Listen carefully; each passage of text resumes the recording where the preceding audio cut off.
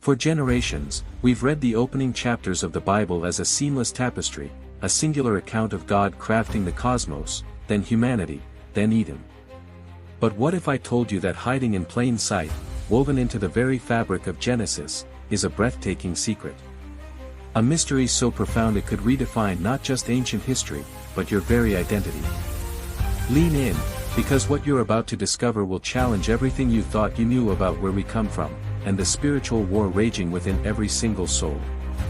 Look closely at Genesis. Slow down. Because something strange, something almost heretical, begins to emerge.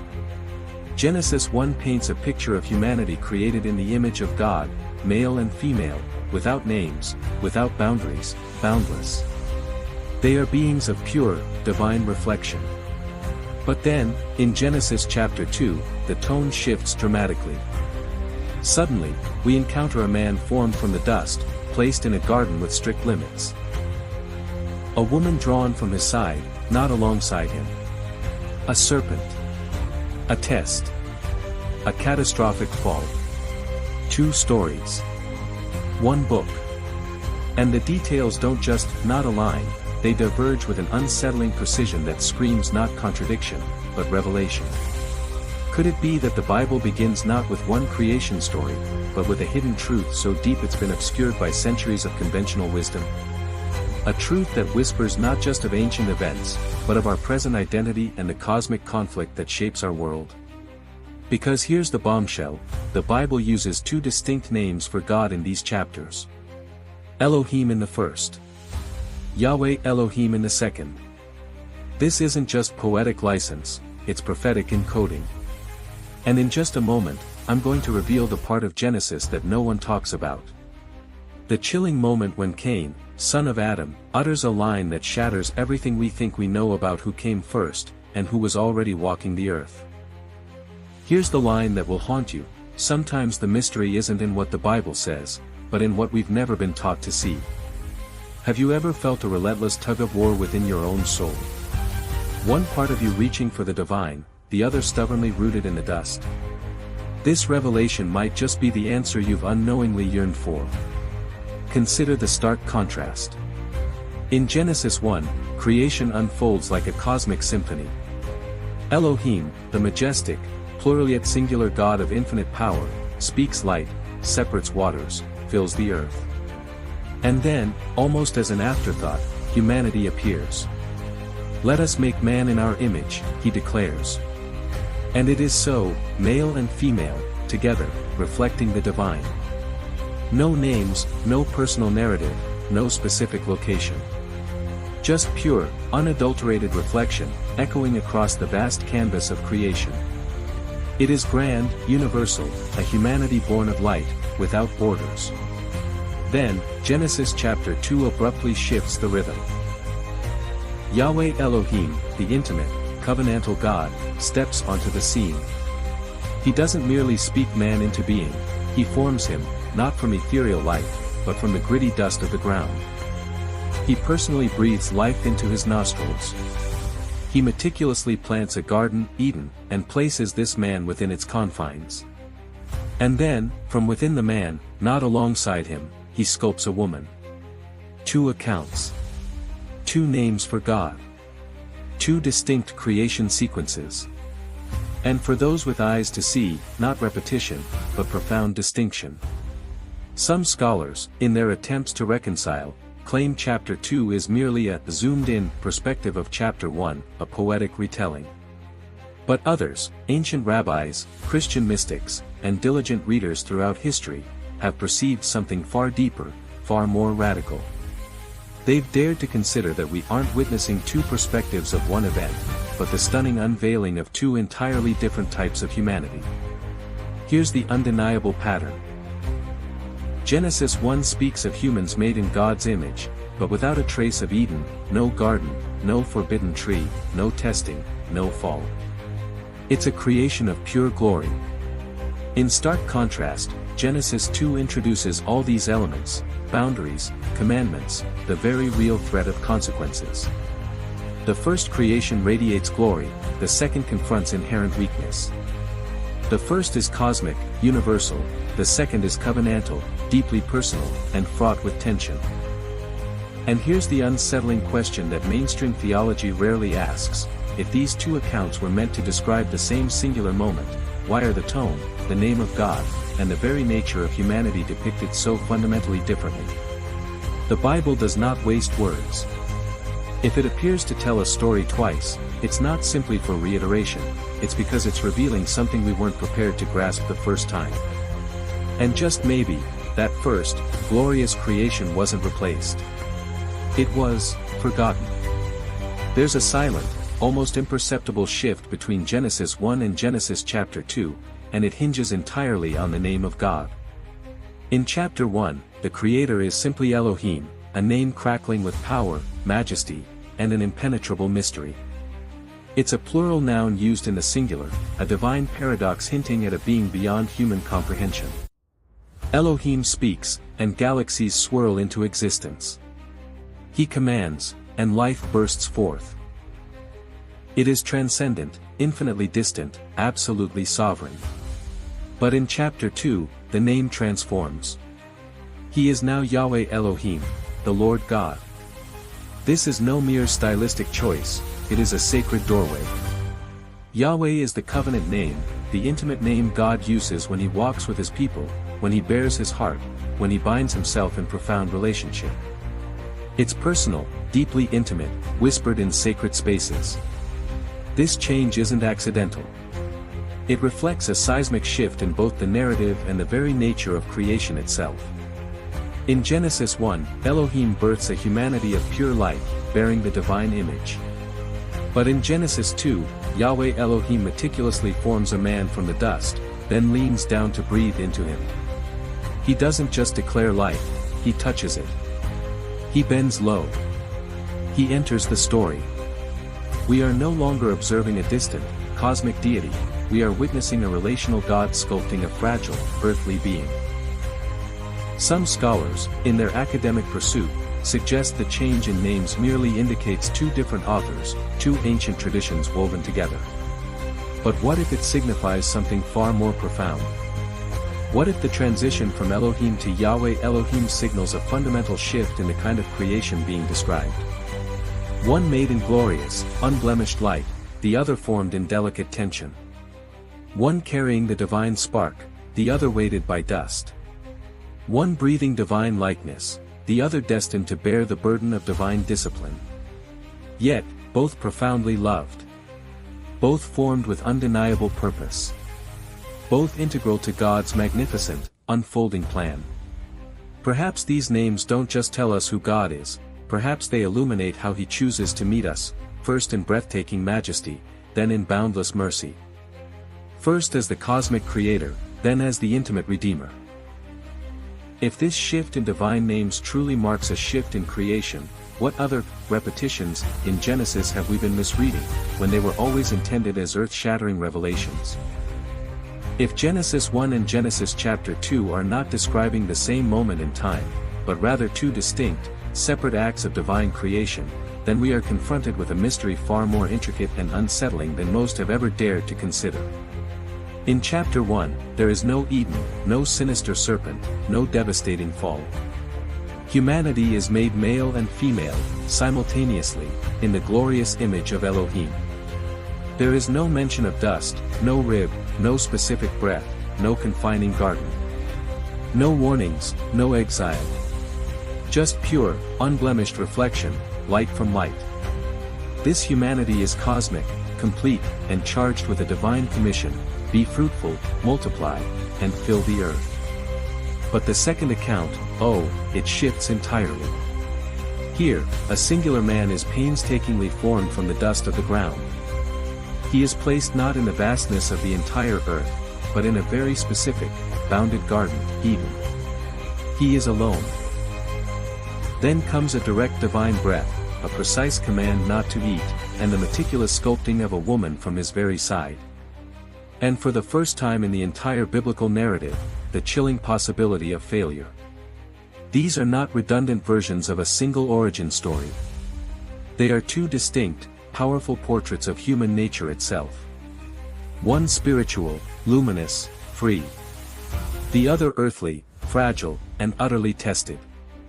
Ancient traditions, often dismissed or forgotten, echo this profound contrast. In Jewish mysticism, the concept of Adam Kadmon, the primordial Adam, speaks not of a physical being, but a radiant, archetypal entity, an emanation of divine light itself. He is not bound by physicality, but universal in his essence. In stark opposition stands the Adam of Eden, formed in time and space, tragically bound to obedience, suffering, and the cold grip of mortality. Side by side, these two Adams represent not a contradiction to be explained away, but a profound contrast to be deeply understood. One reflects pure divine intention, the other, intricate divine intervention. And here's the truly unsettling question that rises from the dust of forgotten narratives: were Adam and Eve truly the first humans?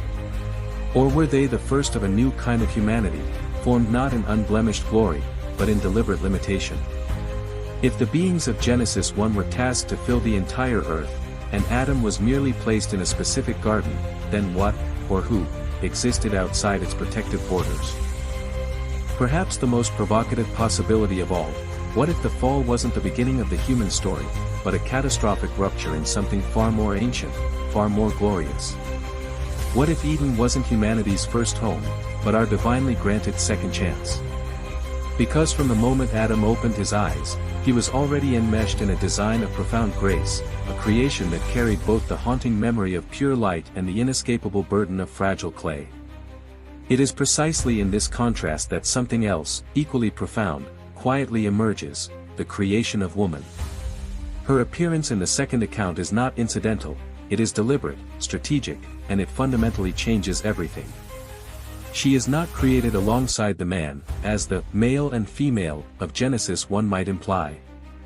Instead, she is intimately drawn from within him, formed from living essence, not inert soil, fashioned as a divine response, not in parallel. And what her presence reveals deserves our closest, most reverent attention. In Genesis 1, male and female are created together, in perfect unity, simultaneously, equal in their shared purpose. In the image of God he created them, male and female he created them. There is no hint of hierarchy, no dependency, only perfect balance. But in Genesis chapter 2, the creation of woman is strikingly different. It is not simultaneous, but sequential. Not cosmic, but intensely intimate. The man is formed from dust. But the woman? She is drawn from life itself, not from the ground, but from his side. This shift is not a demotion, it is a profound mystery. She is the only being in Scripture not made directly from the earth, nor simply by divine command. She is formed from something already living, already breathing. She is fashioned after the command, after the covenant, after God observes man's profound solitude. Her creation is a response not to utility, but to the fundamental need for relationship, for reflection, for companionship. And in this, the woman becomes something extraordinary, a living bridge between the first creation and the second. She carries the faint, subconscious memory of unity from Genesis 1, yet she enters the story through the specific, bounded narrative of Genesis 2. She is not simply placed in Eden, she awakens within it. She is not initially given the command directly, she receives it through another. And it is through her pivotal encounter with the serpent that the hidden, spiritual battle truly begins. Is it possible that the woman, Eve, represents more than just a companion? Could she embody the precise moment where pure light meets fragile form? Where spirit enters the confines of limitation? Where the boundless first creation and the bounded second creation touch hands in a dance of destiny? Because from Eve onward, the monumental story of redemption will flow through the woman's lineage. And in the New Testament, it will be through a woman, untouched by man, that the true image of God will return to earth, literally embodied. She is not merely the cause of the fall, she is the sacred beginning of the divine return. After Adam and Eve are tragically cast out of Eden, the story immediately narrows, focusing intently on their sons, Cain and Abel. Cain, the farmer, tills the ground. Abel, the shepherd, tends his flocks. Both bring offerings to Yahweh. But when Abel's offering is accepted and Cain's is rejected, a seed of jealousy takes root, growing quickly into incandescent rage, and culminating in the first act of murder in human history. But what happens next unlocks a chilling question that has echoed through the ages, rarely confronted head-on.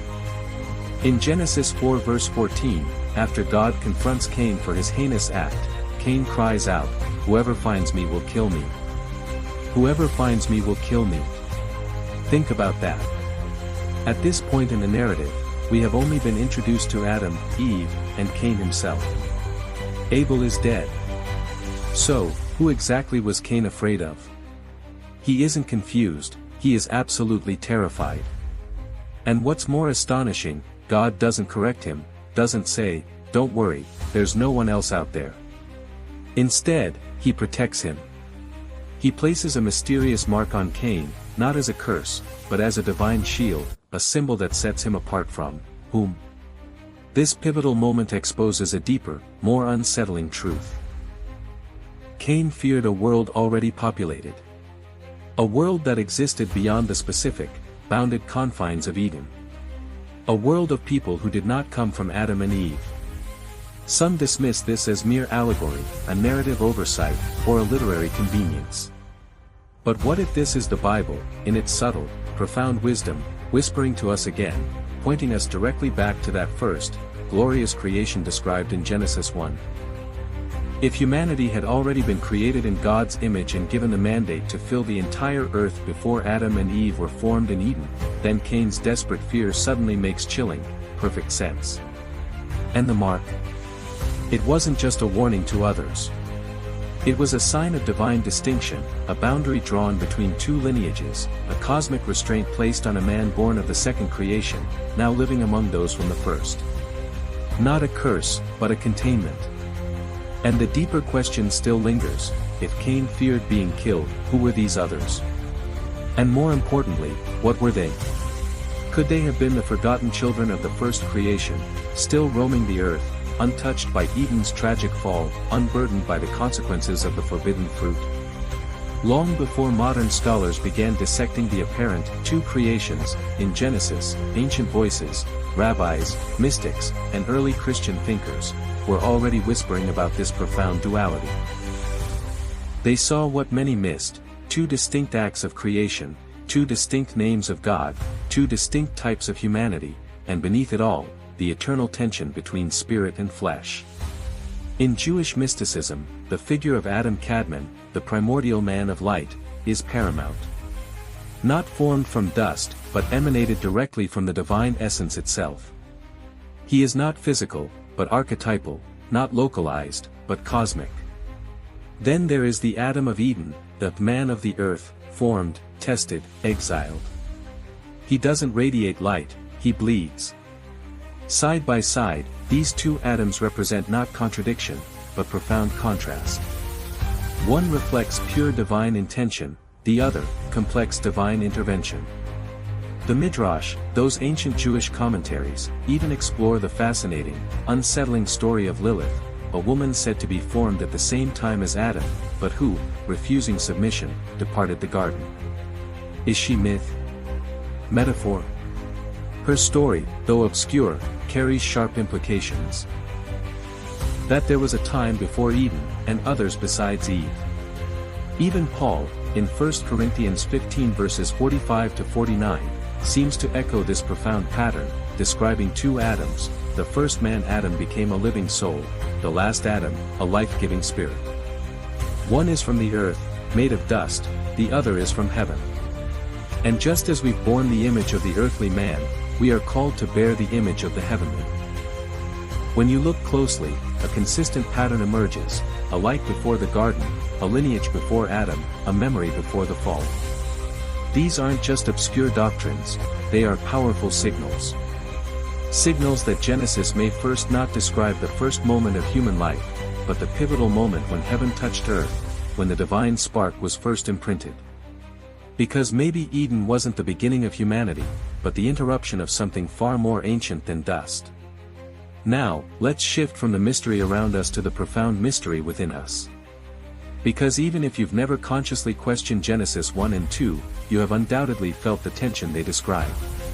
The Bible isn't just recounting two creations in the distant past, it is powerfully revealing two creations that are vibrantly alive within us right now. In 1 Corinthians 15 verses 45 to 49, Paul makes a striking, deeply personal comparison. He declares, the first man Adam became a living soul, the last Adam, a life-giving spirit. The one is from the earth, made of dust, the other is from heaven. And just as we've borne the image of the earthly man, we are called to bear the image of the heavenly. This isn't mere theological poetry, it is raw, undeniable reality. You've felt it. That relentless, internal pull between two selves. One that hungers desperately for God, for transcendence, for light. The other that resists, clings stubbornly to the familiar, to the dust of earthly existence. One that carries the faint memory of a divine origin, the other that feels firmly stuck in the physical, the temporal. Ancient Hebrew thought, with its profound psychological insight, recognized this very struggle. They spoke of the nephesh, the soul intimately bound to the body, driven by appetite, survival, and earthly desires. But they also spoke of the neshama, the breath of God, the part of you that carries a divine spark, the part that never truly forgets where it came from. You are both. You are the Adam of Eden, shaped from the ground, vulnerable to temptation, destined to wrestle with earthly limitations. But you are also the image-bearer of Genesis 1, still glowing, however faintly, with the breath of Elohim. And this war isn't theoretical. It is a daily, visceral reality. Every decision you make, every temptation you face, every heartfelt prayer you utter becomes a battleground between these two natures. The dust cries out, survive. Protect yourself. Take what you need. The spirit whispers, surrender. Trust. Give. Perhaps that's why the two creations were never meant to cancel each other out, but rather to collide, to refine, to awaken. Jesus didn't come to destroy the atom of dust within us. He came to fill him with unquenchable light. He entered the second creation, the world of dust and limitation, so that the glorious memory and potential of the first creation might rise again, vibrantly, within each of us. That's why Paul doesn't just tell us to admire the second Adam, Christ. He tells us to become like him. Not just to believe in Christ, but to allow Christ to resurrect, to restore, the very image of God we once thought we lost entirely. So, perhaps the question isn't, which creation do you come from? The more profound, pressing question is, which creation are you feeding? Because one will grow. One will ultimately rule your inner landscape. One will survive the purifying fires of life, and the one you choose to nurture is already shaping the very person you are becoming, here and now. If the story of Genesis reveals two fundamental types of humanity, one spiritual, one physical, then the perplexing, often chaotic world we inhabit begins to make a different kind of sense. The profound divisions we witness aren't just political or cultural or generational. They are, at their root, spiritual. Ancient.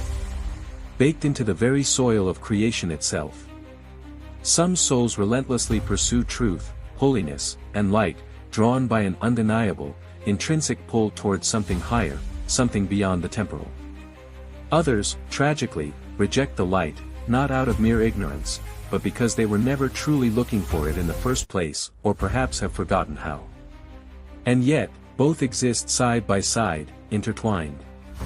Jesus himself described this very mystery in a powerful parable in Matthew 13 verses 24 to 30. He spoke of a man who sowed good seed in his field. But while he slept, an enemy stealthily sowed weeds, tares, among the precious wheat. When the crops began to grow together, the servants, ever eager, asked if they should pull out the weeds. But the master, with profound wisdom, replied, "No, let them grow side by side until the harvest." Two lineages. One field.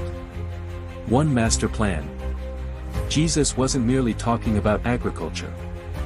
He was revealing the invisible, intricate design of this world, that light and darkness would grow together, that truth and deception would mature under the very same sun, that both would reach their full potential before the final, definitive separation.